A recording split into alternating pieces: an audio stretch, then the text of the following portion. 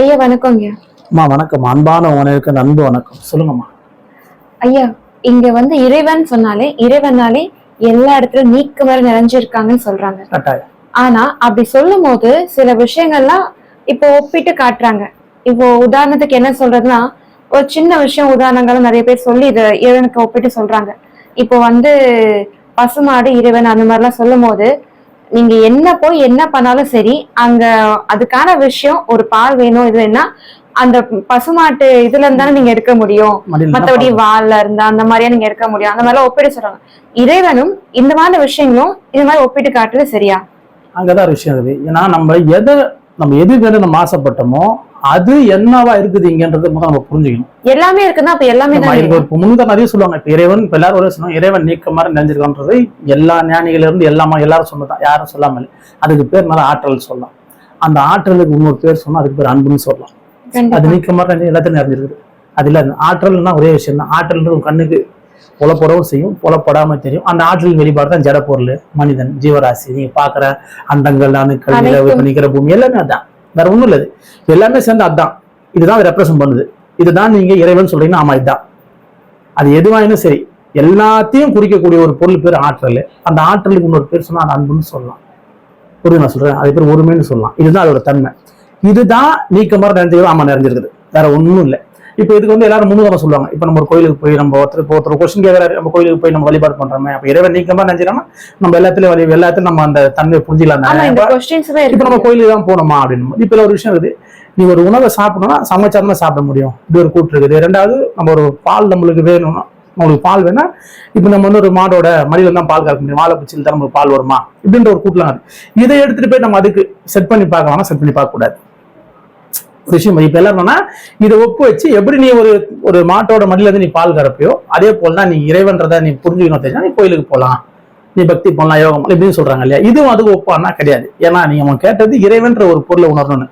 அந்த உணர்வுன்றது எல்லாமே தான் இருக்குது. அது வெறும் பாலா மட்டும் கிடையாது. நீங்க அப்படி பால் தான் அப்படின்னு நீங்க சொன்னீங்கன்னா அப்ப அது ஒண்ணு தனியா தான் போகும். தனியா போயிட்டு நீங்க சொல்ற வார்த்தை எல்லாத்தையும் நீக்க மாதிரி நினைச்சுக்கிறது இல்லைன்னு அர்த்தம்.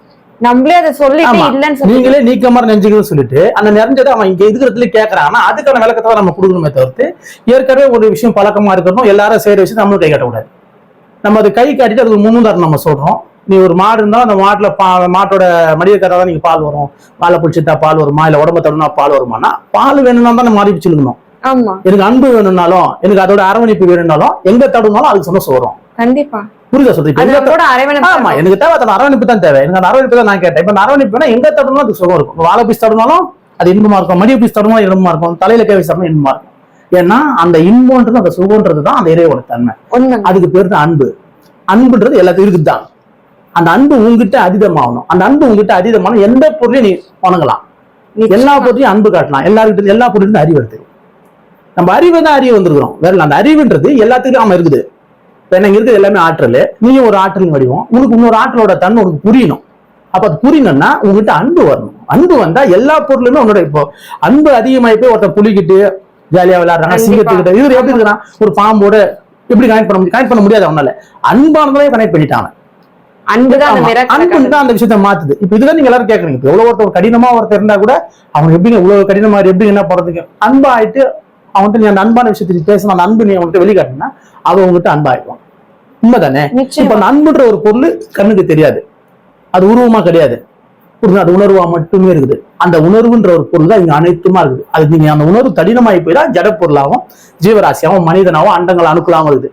அது அந்த தன்மையிலும் இருக்குது. உங்க கண்ணுக்கு தெரியாம வெறும் உணர்வாகவும் இருக்குது. அது உங்ககிட்ட வெளிப்படுது பாரு அன்புன்ற ஒரு விஷயம்.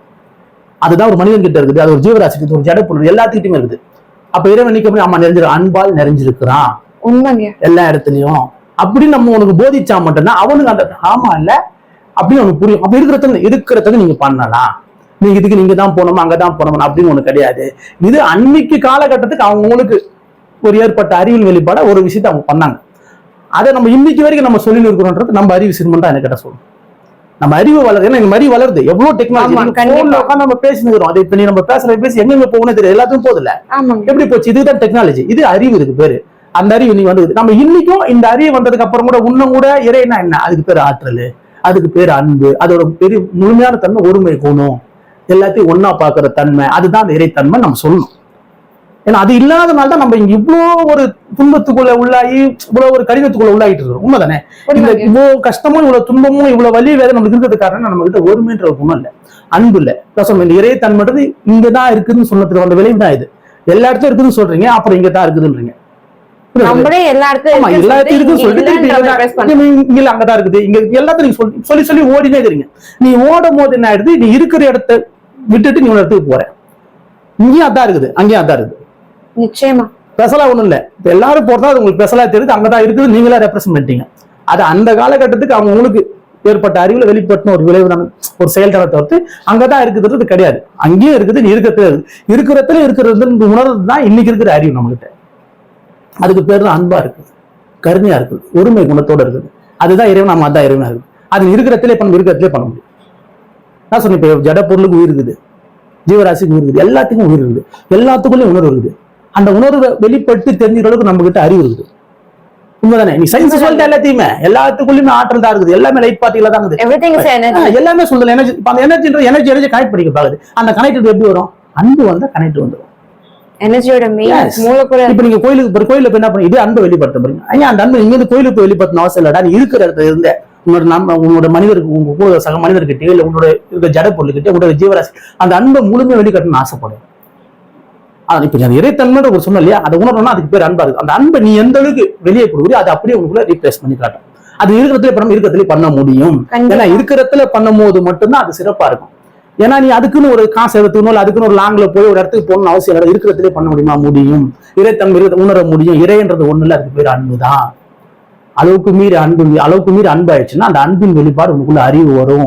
அந்த அறிவு வரும்போது நீ யாரு, இங்க இருக்கிற ஜட பொருள் என்ன, இங்க நடக்கிற நிகழ்வு, இது எல்லாத்தையும் உன்னால புரிஞ்சுக்கணும். இது புரிஞ்சுக்கிற தன்மையை கொடுக்கறது அன்பு தான். அந்த அன்பு இதை புரியும் போது தெரியும் நீ யாருன்ற நீயே சொல்லுவ. ஐ எம் இஸ் எவ்ரிவேர் அப்படின்ற ஒரு வார்த்தை உன்னால சொல்ல முடியும். அது இருக்கிற இடத்துல கட்டாயம் பண்ண முடியும். இதுதான் நீக்கமற இறைவன் தெரிஞ்சுக்கிறானோ அதுக்கு அர்த்தம் இதுதான். அது சந்தேகமே வேண்டாம். ஒரு கோவிலுக்கு போயிட்டு வந்த போற தவறு கிடையாது. ஆனா அங்கதான் இருக்குதுன்றதுலாம் கிடையாது. எல்லா இடத்துலயும் நாம இருக்குதுதான், அது எந்த சந்தேகம் வேண்டாம். ஆனா அந்த அளவுக்கு பக்குவமா உன்னால அதை அணுக முடியும். நீங்க தாராளமா எந்த இடத்துல அணுகலாம்.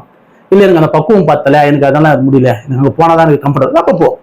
ஆனா இருக்குது, இங்கே தான் இருக்குது, அங்கே தான் இருக்குது, அதுல எந்த சந்தேகம் இல்லை. நம்ம இப்படி சொல்லும் போது மட்டும்தான் இந்த சூழலே இல்லாத இது இந்த இடத்துல அதை பெற முடியும். சூழல் இருக்கிறோம் அங்க போய் அதை நான் போக முடியும். ஆனா சூழலை இங்கே பெற முடியும். ஆனா இருக்குது நம்ம எல்லாத்தையும் நீக்க முடியுதுன்னா அதுக்கு அர்த்தம் இதுதான். அது அன்பா இருக்குது, அது ஒருமை குணமா இருக்குது, அது கருணையா இருக்குது. அது நீ இருக்கிறத்துல வெளிப்படுத்தினா நீ அங்க போய் என்னென்ன அறிவு நீ பெறுவ, அந்த அறிவுக்கு டபுள் பங்கு, எத்தனை பங்கு அதிகமான அறிவு இங்க இருந்தே பெற முடியும். நீ இருக்கிற இடத்துல இருந்து அன்பா இருந்து கருணையா இருந்து ஒருமை குணத்தோட இருந்தா இதை கட்டாயம் நம்ம எல்லாரும் பெறலாம். இறைவன்றது அன்பா இருக்குது, அது ஒருமை குணமா இருக்குது, அது நீக்க மறைஞ்சு. ஆமா, எல்லாத்திலையும் நீக்க மாதிரி நிறைஞ்சிருக்குது. அதுக்கு பேர் நான் சொன்ன ஆற்றல். ஒரு பொருள் உருவாகும் போது அதுல சத்தம் இருக்குது, அதுல சத்து இருக்குது, அதுல வடிவம் இருக்குது, அதுல அழகு இருக்குது. இது எல்லாத்துக்குள்ளேயும் இருக்கும். அது ஒரு பயன்பாட்டுக்கோசம் இருக்குது. அதுதான் இங்க இருக்கிற ஜட பொருள், ஜீவராசி, எல்லாருக்கும் ஒரே கண்ணட்டு தான். இப்ப இது எல்லாமே ஒரு ஆற்றல். அந்த ஆற்றல இருந்து வெளிப்பட்டு வந்த ஒரு நிகழ்வா இருக்குது. ஒரு சில வடிவமா இருக்குது, ஒண்ணு ஜட பொருளா இருக்குது, ஒண்ணு பிண்ட வடிவமா இருக்குது, ஒண்ணு ஜீவராசியா இருக்குது, ஒண்ணு இயற்கையா இருக்குது, ஒண்ணு ஆற்றலாவே இருக்குது. ஆல்ரெடி ஆற்றலும் வேணும். அதுல இருந்து அது உருவானாலும் அதுவும் வேணும், இதுவும் வேணும். இது எல்லாமே கலந்து இருக்கிறது எல்லாத்துலயும் தான் இருக்கு. இங்க இருக்கும், இங்க இல்லாம இருக்குமா? கிடையாது, எல்லா இடத்துலயும் இருக்கும். அந்த தகுதியை உன்னால உணர்றதுன்னா உங்ககிட்ட அன்புன்ற ஒரு விஷயம் வெளிப்பட்டா அது இருந்த இடத்துல எல்லாத்தையும் உணர முடியும். ஏன்னா இப்ப நம்மளோட டிராவல் பண்றோம், ஏன்னா ஒரு சேரை பார்த்தா கால் ஒண்ணு வணங்க போனது, இதுக்கு பேர் பக்தி. இதுதான் இப்படிதான் இருக்கும் உண்மையான பக்தி, இதுதான் உண்மையான அன்பு. நீ ஒரு உருவத்தை நான் இறைவனா பாப்பேன்னு சொல்றதுக்கும் ஒரு சேரை இறைவனா பாப்பேன்னு சொல்றதுக்கும் எது உயர்வு பாருங்க. அதை விட இது உயர்வு. இதையே வணங்க மாட்டாங்களா? கண்டிப்பா. ஏன்னா கருணைன்றது பக்தியை உச்சத்துக்கு கொண்டு போயிடுச்சு. ஏன்னா கருணையோட முழு சரத்தனமா யோகம், தபம், தியானம், பக்தி, மௌனம் எல்லாத்தையும் கடந்ததுக்கு கருணை, அது அன்பு. என்னோட பேசுமா சொல்றாங்க, எனக்கு எதை பார்த்தாலும் காலில் வந்து வணங்கன்னு தோணுது. இதுதான் உண்மையா சரியான பக்தி. நான் இங்கதான் போய் வணங்கன்னு சொல்றது வழக்கமா எனக்கு அதான் முடியுதுன்ற சேரும்போது என்னால எல்லாத்துலயும் முடியும்னு சொல்றது அன்பா இருக்கும், கருணையா இருக்கும். அப்படி இருக்கவங்க எல்லாத்துலயும் இறைவன் இருக்கிறாங்க, அவனுக்கு தெரியும். அதனால எல்லாத்தையும் காலில் வந்து அவனால வணங்க முடியும். அந்த வணங்குதல் பண்ணும்போது அவனுக்குள்ள பெரிய அறிவும் பெரிய மாற்றம் வருமானம் தாயம் வரும். இறைவன் நீக்கமாக நினைஞ்சிருக்கானா இதுக்கு இதுதான் அர்த்தம். அந்த அன்பாவும் கருணையாவும் ஒருமை குணமாவும் இருக்குது.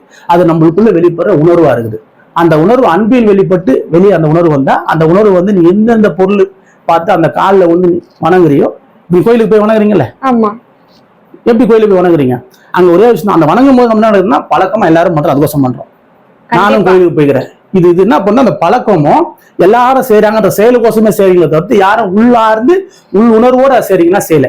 ஆனா இதுவே நீங்க அன்பா இருக்கணும், கருணையா இருக்கணும்ன்ற ஒரு குணத்துக்குள்ள நீங்க போகணும், எனக்கு அதை செய்யணும்னு ஆசைப்பட்டு அந்த தன்மை உங்களுக்குள்ள வெளிப்படுறதுக்கு சூழலை உருவாக்கி இந்த மாதிரி இருக்கிற பொருள்கிட்டலாம் எல்லா பொருளையும் அன்பா தோறுது, எல்லா பொருளும் காலில் வந்து நம்ம ஆசீர்வாதம் ஆகுறது, எல்லாரும் காலில வந்து ஆசை, அதை நீ இருக்கிற இடத்துலயே செஞ்சேன்னா அது உனக்கு நீ கோயிலுக்கு போய் என்னென்ன அறிவும் என்ன அனுபவம் உனக்கு கிடைக்கும்னு ஆசைப்படுறோம், அது இருக்கிற இடத்துல 100% கிடைக்கும். அதுல எந்த சந்தேகமும் பட வேண்டாம். இறைவன்ற நீக்கமாக நிறைஞ்சுதான் இருக்கிறான். அது பேர் ஆற்றலா இருக்குது. அந்த ஆற்றல்ன்றது நம்ம கிட்ட அன்பா இருக்குது.